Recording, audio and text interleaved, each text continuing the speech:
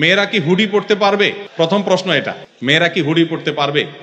দেখুন, আল্লাহ রাব্বুল আলামিন আমাদেরকে, পুরুষ এবং নারী সবাইকে, পৃথিবীতে আল্লাহর যত সৃষ্টি আছে এই সৃষ্টিগুলো ব্যবহারের ব্যাপক সুযোগ দিয়েছেন। আমরা হারাম হারাম শুনতে শুনতে অনেক সময় মনে করি, এই যে প্রশ্ন আসছে মনে যে হুডি পরা যাবে, আবার হালাল না হারাম। আমরা অনেকে হয়তো জানি না, কোরআনে কারিমে আল্লাহ তাআলা হারামের তালিকা দিয়েছেন, হালালের কোনো তালিকা দেননি। হারামের তালিকা দিয়েছেন কেন? কারণ সিলেক্টিভ কয়েকটা আইটেম শুধু হারাম, আর বাকি সব হালাল। ইসলামী ফিকহের একটা গুরুত্বপূর্ণ প্রিন্সিপাল হলো, মূলনীতি হলো যে আল আসলু ফিল আশিয়াই আল ইবাহা। সৃষ্টি জগতের সবই মানুষের জন্য হালাল। সব যেগুলো আল্লাহ তাআলা নিষেধ করেছেন শুধুমাত্র ওই আইটেমগুলো বাদে বাকি সব হালাল। হারামের তালিকা আল্লাহ কোরআনে উল্লেখ করেছেন, হুররিমা আলাইকুমুল মাইতাতু ওয়াদ-দামু ওয়া লাহমুল খিনজিরি ওয়া মা উহিল্লা লিগাইরিল্লাহ। তোমাদের জন্য রক্ত হারাম করা হয়েছে। রক্ত এটা আমাদের স্বাস্থ্যের জন্য ক্ষতিকর।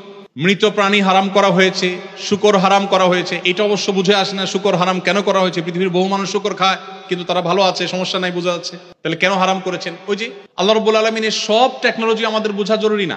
আল্লাহ তাআলার সকল নির্দেশের যথার্থতা যদি আমি বুঝেই যাই, আমার বুঝে আসলে আমি মানবো, না আসলে মানবো না, তাহলে তো আল্লাহকে মানা হলো না, আমার বিবেককে আমি অনুসরণ করা হলো। আল্লামা ইকবালের একটি চমৎকার কবিতা আমি বিভিন্ন সময় কোট করি। তিনি বলেছিলেন, জো সমঝ মে আ গই ও ফির খোদা কিউ কর হুয়া। যাকে আপনার ব্রেইনে ক্যাপচার করে ফেলতে পেরেছেন, তিনি আবার আল্লাহ কিভাবে হলেন? আল্লাহ তো তিনি যার সকল আদেশ নিষেধের যথার্থতা, যৌক্তিকতা আপনি সবগুলো উদ্ঘাটন করতে পারবেন না। কোনোটা 500 বছর পরে হবে, কোনোটা 1000 বছর পরে মানুষ আবিষ্কার করবে, কোনোটা 5000 পরে মানুষ আবিষ্কার করবে। যে এই নির্দেশ এই জন্য দেওয়া হয়েছে, এই যথার্থতা আজকে বুঝে এসছে।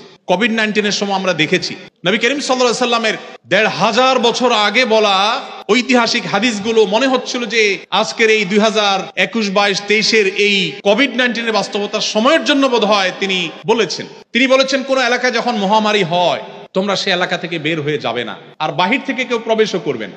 আমরা শাটডাউন দেখেছি, লকডাউন দেখেছি। নবী সাল্লাল্লাহু আলাইহি ওয়াসাল্লাম এই হাদিসের সাথে যদি আপনি মেলাবার চেষ্টা করেন, মনে হবে যে আজকের জন্য বোধহয় তিনি হাদিসটা বলেছেন। ওয়ারেস বলেছেন 1500 বছর আগে।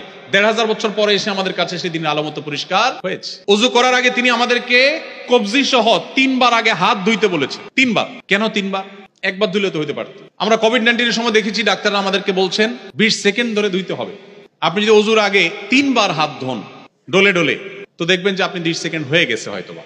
তো এইভাবে নবী করিম সাল্লাল্লাহু আলাইহি সাল্লামের বহু আদেশ নিষেধ, আল্লাহ তাআলা বহু আদেশ নিষেধ, যেটার যৌক্তিকতা, যথার্থতা হয়তো আমার এখন বুঝে আসছে না, পরে আসবে। আমার বুঝে আসা সবসময় জরুরি না, বরং অনেক কিছু বুঝে না আসাটাই যৌক্তিক। যাই হোক, তো যেটি বলছিলাম, কোরআনে আল্লাহ তাআলা হারামের তালিকা উল্লেখ করেছেন। শুকর আল্লাহ কেন হারাম করেছেন, সেখান থেকে কথাগুলো আসলো। কেন হারাম করেছেন? হয়তোবা আরো 200 বছর পরে আবিষ্কার হবে, মানুষ আবিষ্কার করবে, গবেষণা করে বের করবে যে এর মধ্যে কি সমস্যা আছে, কেন আল্লাহ তাআলা হারাম করেছেন। হয়তোবা মানুষ আবিষ্কার করতেই পারবে না, কিন্তু নিশ্চয়ই এর ভিতরে কল্যাণ নিহিত আছে। তো হারামের তালিকা উল্লেখ করে আল্লাহ তাআলা বলেছেন, ওয়া উহিল্লা লাকুম মা ওয়ারাআ যালিক। এই যে হারামের তালিকা উল্লেখ করা হলো, এর বাইরে যা কিছু আছে সব তোমাদের জন্য হালাল। তাহলে মানুষের জন্য সবকিছু কি? ঠিক একই ভাবে পোশাকের ক্ষেত্রে আল্লাহ তাআলা আমাদের কিছু মূলনীতি দিয়েছে। ছেলেরা পোশাকের ক্ষেত্রে টাকনুর নিচে পড়বে না, পায়ের গিরার নিচে তাদের পোশাক, উপর দিক থেকে যাওয়া পোশাকগুলো যাবে না। মুজা বা যেগুলো থাকেই নিচে সেগুলো ভিন্ন, জামা, প্যান্ট, পাজামা, চাদর, এগুলো টাকনুর নিচে পুরুষরা পড়বে না। কেন পড়বে না?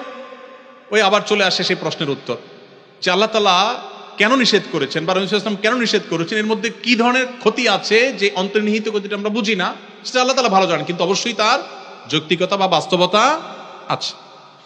তো পোশাকের ক্ষেত্রে এরকম 2-3টা বা মেইন কয়েকটা মূলনীতি দেওয়া আছে। এই মূলনীতিকে মেনটেন করে আপনি কি হুডি পরবেন, না চাদর পরবেন, না কানটুপি পরবেন, না মাফলার পরবেন, না রুমাল পরবেন, না কি কাঁথা পরবেন, না কম্বল পরবেন, সেটা আপনার। অর্থাৎ শরীয়ত ক্ষেত্রে আপনাকে অবারিত স্বাধীনতা দিয়ে রেখেছে। অতএব আমাদের যে বোন প্রশ্ন করেছেন যে মেয়েরা হুডি পরতে পারেন কিনা, আমার মনে হয় তিনি উত্তর পেয়েছেন যে হুডি এই পোশাক পরতে যদি কোন হাদিসে কোথাও বাধা নেই, নিষেধ নাই, অতএব কোনো মা, কোনো বোন তিনি চাইলে এটা পড়তে পারেন, তিনি চাইলে অন্য কোনোটা পড়তে পারেন। এই স্বাধীনতা তাকে দেয়া হয়েছে এবং কোনো প্রকার বাইন্ডিং সেখানে রাখা হয়নি।